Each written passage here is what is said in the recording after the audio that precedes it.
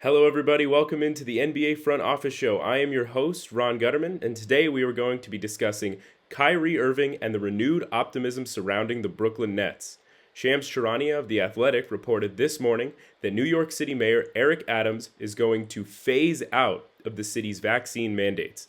Now, those mandates were making Kyrie Irving ineligible to play in home games. At the beginning of the season, Nets GM Sean Marks and the entire organization decided that Irving would not play in any games as it was unfair for him to be a part-time player. Well, they sort of went back on that in the middle of the season, making him a part-time player where he would only play road games. But this phasing out of the vaccine mandates over the next few weeks is huge for Irving and the Nets, as it allows him to once again play in home games and resume being a full-time player.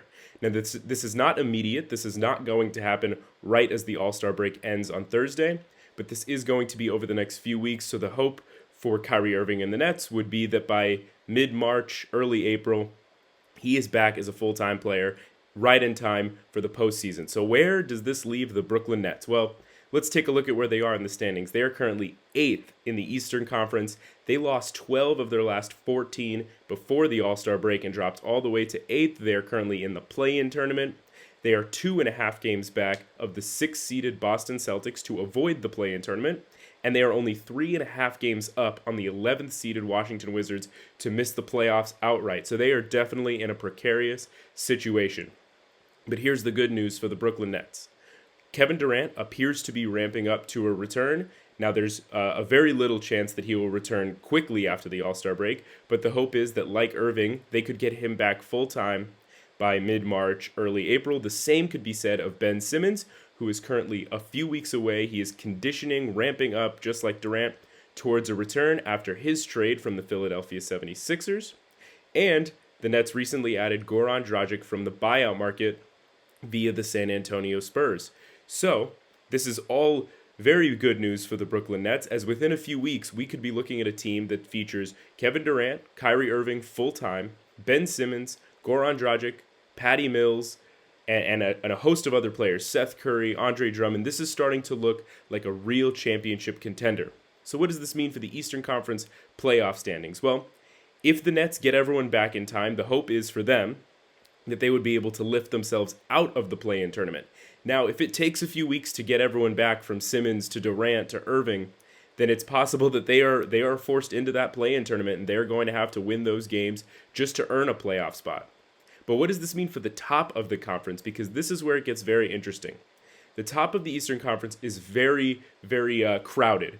The top 5 seeds are separated by about 2.5 games. This is Milwaukee, this is Cleveland, this is Chicago, this is Philly. This is a lot of teams that are really crowded at the top of those standings.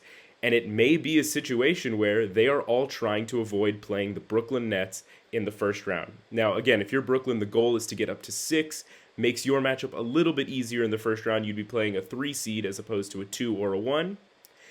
And if you're Brooklyn and you end up in that play-in tournament, well, then at the top of the standings, it becomes a race to avoid them. Milwaukee probably won't want to be a 1 or a 2 if the chances are they're going to play the Brooklyn Nets right away. Obviously, the Bucks defeated the Nets in last year's playoffs, but it's still something they'd like to avoid. Same goes for Chicago, same goes for Philly, same goes for Miami, same goes for Cleveland. This is going to be a very interesting final month and a half of the regular season, as Brooklyn jockeys for position up to get out of the play-in tournament, hopefully get to maybe the 6 or even the 5 seed, which is probably out of reach at this point, but the 6 is very much still in play for them. And teams at the top just looking at what Brooklyn is doing and trying to avoid them. Because if it gets to a playoff series and you're the 2 seed and you're playing the 7-seeded Brooklyn Nets, you're going to have to see Kevin Durant, Kyrie Irving, Ben Simmons, Goran Dragic, Patty Mills. The list goes on and on and on. So this is a very interesting situation. For Kyrie Irving, this is a chance to return to being a full-time player, get things going for him again. You know, being a part-time player was not really working for him or the Nets. So this is a really exciting day for Brooklyn Nets fans. And hopefully in the next few weeks, you have a full roster that you can be very excited about. Thank you for watching, and have a good day.